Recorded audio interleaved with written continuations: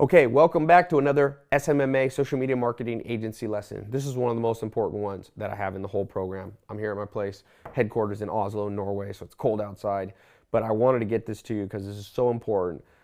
As you get more advanced in the program, you now realize one of the most important things is how do you get people to sign up and actually pay you money? You got to cut through, you got to penetrate into their brain and get them to become a customer that's actually paying you, okay? I want to give you an advanced persuasion tool. All right, I gave you some simple stuff at the beginning, like how to do a client audit and evaluate and so on, so you could get your feet wet, start to persuade clients, oh, okay, I can offer value. Now, I want to streamline this and make it more powerful and make it more persuasive. So when you do that free evaluation, I'm about to show you right now some elements of psychology and persuasion you can add in that will make people listen to you. You can't just always walk up to somebody, walk into their business and say, I can help you. A lot of people won't believe you. You can't just always DM them on Instagram or send them an email and say, I'm here to help you. Sign up and pay me money. It doesn't always work that way, and I'm going to explain why. So by the end of this lesson, you can understand why the old school way of persuading people just by showing up and asking them to help them won't get you many business clients. I'm going to show you how to break out of that and some tools to do that. So pay very close attention. So the first thing, I'm going to give you a series of things. Sending an email, sending a direct message, sending a tweet only works if you can penetrate the barrier. So number one, understand that humans are always what's called risk averse. Every client and potential client is risk adverse. That means if they've never worked with you, if they don't know you, even if they do know you, but if they've never worked with you, it's a strange situation, you managing their social media, they're always going to default to no. 99% of business owners you approach are going to default to no. Now, I've given you some tools earlier in the program, things like doing a client audit and all that kind of stuff, and that's a way for you to penetrate through that barrier. But now, as we get more advanced, I want to give you a more advanced tool. So I'm going to be walking you through that in this video. So number one, understand it's normal for people to say no to you, because a lot of times when you don't understand that, you take it personally and you give up and you go home sad and depressed. The second you understand that's what people are supposed to do, then it won't feel weird when they do it, and in fact you'll learn right now how to persevere through that. Number two, you have to be good at getting people's attention. If you know they're naturally going to say no, you got to snap them out of that risk aversion being them wanting to say no to you, in a certain way. I'm going to give you that way right here in this video. This is why it's so important, and I think in some ways one of the most important videos I have in here. You can apply this to anything, but it's specifically designed for those of you here in the social media marketing agency. So, you know you got to snap them. You know people don't want to do anything new. Number two, you know you got to snap them out of it with something relatively strong. You know, if somebody's asleep and the house is on fire, you got to shake them a little bit, because people are sleeping and they want to stay in the same position that they've been in all night. They don't want to get up. You ever been in a hotel and the fire alarm goes off and you're like, oh, you know it's a test, but you've been laying in bed, you're so comfortable, you don't want to go on to the next thing. That's inertia, is another term for it, a term of physics. So this risk aversion causes the inertia, and inertia basically means once something's going one direction, it doesn't want to change directions, right? So like if you're in a car, someone stomps on the brake while it's going 60 miles an hour, your body wants to keep going 60 miles an hour, and that's why you go straight through a window if you don't have a seatbelt on. In the same way, business owners who have been doing their old way of marketing, even if it's not good, they're already headed in that direction. It's hard for you to put on the brakes and have them turn. So it has to be relatively abrupt to change them. So then number three, the best way to catch most business owners' attention is to point out something that's A, so here's the subpoints. A, that's mission critical. B, that's scary. And C, that's wrong. You need those three things. So a lot of times people will come into a business and say, hey, everything's going great here, and like I'd love to add value and make it even better. That doesn't get attention, right? That doesn't get attention. Remember those three things I just said? Well, one of those things that I said has to be scary. And I can just tell you from my own experience, I get literally, I'm not sure how many emails a year or even a week or a day. Let's say counting all social media comments, Snapchats to me and emails, 5,000 to 10,000 a day. And I've very rarely And people sometimes offer, hey, I want to work for you, I want to help you, I have a business, and they try to offer me their services. I'm so busy and it doesn't catch my eye, and I'm just like everybody. I'm risk averse, I don't know them, and I'm already headed in one direction. So what has to happen for me is I have to have somebody snap me out of it. And I can tell you from personal experience, and this lesson's about personal experience of what actually works on me. Okay, somebody getting 5,000 to 10,000 people trying to contact me per day. Most of the businesses you reach out to don't have that flood. So if it'll work on me, it'll work on them. So the few times I've replied to somebody recently wrote me an email and he said, hey Ty, I noticed on your website that one of your credit card pages isn't secure and probably hackers are going to get through and get your client's information. Turned out it wasn't right. He was incorrect, but that's not the point. The point is I wrote that guy back and said, hey, tell me more. And he did, and we started a conversation. Like I said, it turned out he wasn't right. All my credit card pages are SSL 256-bit encryption, the highest level encryption. But the point being, that was a great example for me to go, oh, man, he got my attention. I wrote him back. And there's a few times that I've had, a few other times earlier, earlier this year, last year, and even a few years back. That's how people have gotten through to me. Now, let me just say, you want to be accurate because you don't want to scare people and cry wolf and then they look into it and it's not a problem. The best thing you can do on small business is come in, alert them to something scary that's mission critical.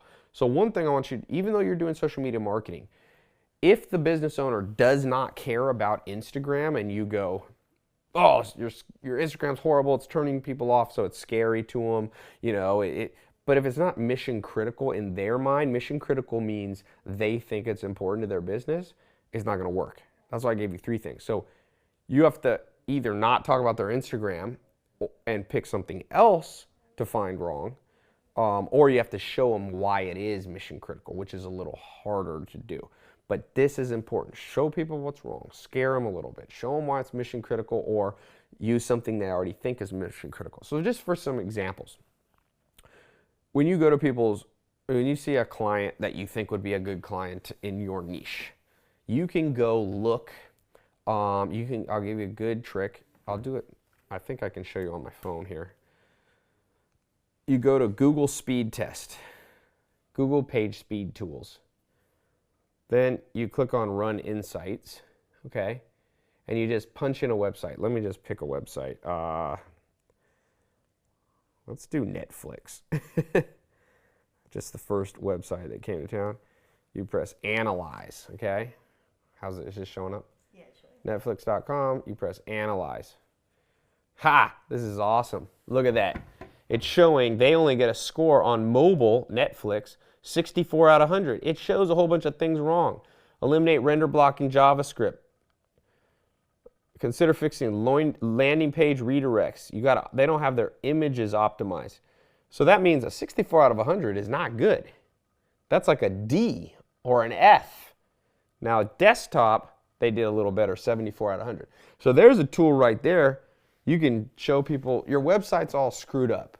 And most websites, especially when you click on the mobile tab, some websites will be like a 30 out of 100, and you're using a reputable website, Google. So one thing I want to add, if you send them an email, a direct message, or if you're talking to them in person, or you tweet out to them, give them the full analysis. Don't hold back. Some people go, should I just tell them there's something wrong? No, you got to give them the details, or they'll just think you're crying wolf and blowing smoke up their butt, right? So you got to actually say, listen to me. I just started to check your marketing. I just started to check your website. And it took me 10 seconds to find massive problems with your site. Your site's too slow. Because if you've got a slow website, people leave. You're losing customers every single day. So just that one tool alone is worth this whole course that you got into. It's extremely powerful, extremely powerful. So this is something that I love to do. And here's what happens. You now break the ice. Some people say to me, well, Ty, do I have to, find 100 things wrong with their website? No, just enough to build trust. Now you've instantly built trust.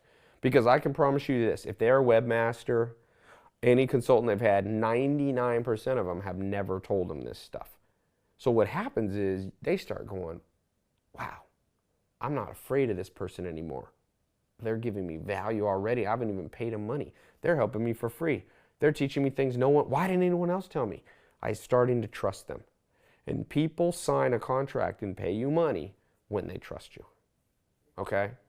Very, very important. So Google Speed Page. It used to be called something else. They changed it. But Page Speed Insights. Any business you want to help, first go. It's the first tool to create trust. Now there's other things if you want to in your audit. So this is something to put in your audit. You create your little Word doc, you send it to them, you put your letterhead at the top, you go, here's my analysis. Remember, your analysis shouldn't be much good. Some people say, well, Ty, are you going to come off too negative? No, you don't want to do it in a negative way. You don't want to laugh at people or make fun of them, or you don't want to go and go, oh my God, your business sucks, because that's going to be negative. What you can't say is, I think you got a great business. I want to help you because I got to be honest with you, Bob. I got to be honest with you, Susie. I was looking at your website and there's some huge things wrong, and you're such a good entrepreneur, but clients are not going to come. They're going to disappear. You're losing tons of clients. Look here. And you pull up that report. You can print off the Google Page Speed Insights, staple that to your audit, give that to them, and so you're like, look at this. I found 17 things. I found Google alone rated you a 64 out of 100. I bet you if you went to the CEO of Netflix, he'd be like, wait a second, how the hell is my billion-dollar company getting rated a 64 out of 100? I'm not saying you could get a contract with Netflix, but you never know. Might not, you don't necessarily have to start with billion-dollar companies, but one day that could be a customer of yours. And those big companies pay a lot of money. We have some lessons in here how to get big companies to pay you. So, like I said, never be afraid to criticize as long as you constructively criticize. As long as they feel the intention is you bringing them value and you helping them, then they're going to feel indebted. In fact, from the end of the conversation, they should feel indebted and they should see you as their trusted ally.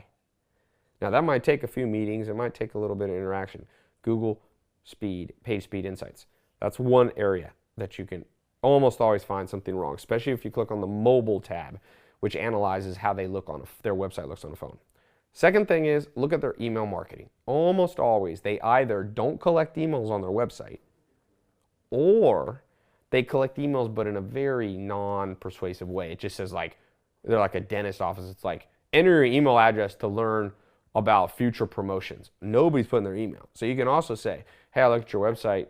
You don't even have an email list. I can help you build an email list so you can automate your clients in the future, and so that people come to your website today but aren't ready to buy, you can follow up with automatically over the next 10 years. That's what you can do with email marketing. I have people on some of my company's email lists that are happily subscribed that have been with me for years, even decade. And you can just tell them, you're leaving so much money on the table. Why work so hard? Why have to get new clients all the time when they can come to your website one time? We'll persuasively change the wording. We'll give them a carrot, a reward for joining your email list. Maybe it's a discount. Maybe it's a coupon, right? If it's a restaurant or doctor's office, 10% off for joining my email list. And then all of a sudden, even if they only build an email list of 1, 2, 3, 4, 5,000 people, I built a business. When I was in the nightclub business, I was one of the first people collecting email address of any nightclub in the world. And I got a email list. I only had about 20,000 people on my email list, but they would open the emails, and every time I did a big event, I had, in North Carolina, I had the biggest, most packed events consistently for year after year after year, with a list of only 20,000, 10 or 20,000 people. As it grew up to about 20,000. But that was my lifeblood. And I go to nightclubs in Las Vegas. That's another industry to do marketing for, by the way, if you think about niches. Nightclubs, nightlife. These Vegas clubs, they make a lot of money, but they are leaving money on the table. For example, I've been to some clubs. There used to be a club, ironically, it closed in LA. I'm not sure why it closed, but it was on the top of the W Hotel on Hollywood and Vine. And it was a great club, great location, one of the best locations in the world. And they'd have 1,000 people waiting in line. And they never had an email list. What I would have done if I owned that club is this is what I used to do at my nightclubs. I used to have some pretty girls and walk in with clipboards saying, do you want to be on the VIP list, which gets you expedited access to the line. You wait in the shorter line. All you have to do is enter your email and then double opt in. And man, out of 1,000 people, they get 300 people to do it all day long. And day in, day out, at the end of the year, they'd have 500,000 people on their email list. And then any event they ever do, they could email 500,000 people. You know how valuable that would be? And nobody told them. There wasn't a social media marketing specialist certified by me back then. So that's why I'm doing this for you. Nightclubs are an option. Doctor's offices, landscapers, dentists, surgeons, restaurants, bars, larger corporations, franchises, everybody, 99% of businesses have horrible marketing. Horrible. I cannot think of one website that you can't walk in and find something you could help them with, big or small. It's just the nature of the game. The business is evolving so quickly that even if someone makes a good website and good email and social media marketing 6 months ago, it's outdated already. So this is such a great thing that you guys are learning. I'm very excited for you. I'll talk some more on this, but remember what I talked about. Shock them a little bit in a nice way. Scare them a little bit. Show them about how much money they're leaving on the table.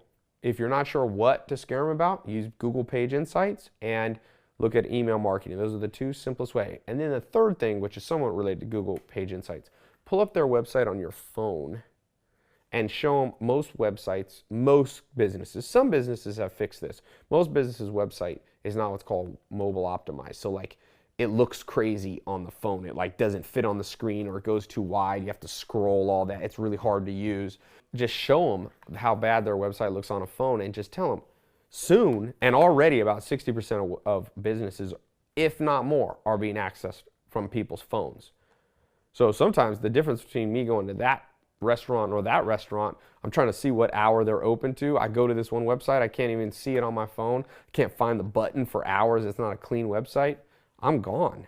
And one of the things we'll talk about later is how you can partner with web developers to make, if somebody doesn't have a good website, you can actually offer that service and you can upsell them into a service.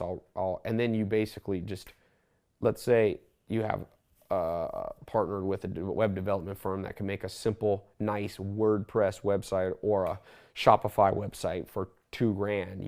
You can just mark it up like you can charge $4,000 because you'll manage the project. You're not trying to rip them off. You'll mark it up so you manage the project, make sure it gets done well. This is another service you can offer in addition to social media and internet marketing. It's a huge niche, huge. We'll be recording some more stuff on that. But those are 3 things that you can show them. Remember, make sure they feel it's mission critical. Scare them a little bit. But again, do not offend them, okay? And you won't. It's amazing. It gets people's attention. You will shake them up. So to complete this lesson, you got to complete all these lessons to be certified. I want you to review so you got to write this below, okay? What are the 3 things you have to do to cut through so that people will trust you? I talked about that at the beginning of the video, 3 things. And what are 3 ways you can do it? I gave 3 practical examples. So you need to write 6 things below, okay? If you forget, just rewind and listen to it again. Nothing wrong with that. Sometimes you need to listen again. I do that sometimes. So thanks so much, and see you on the next lesson.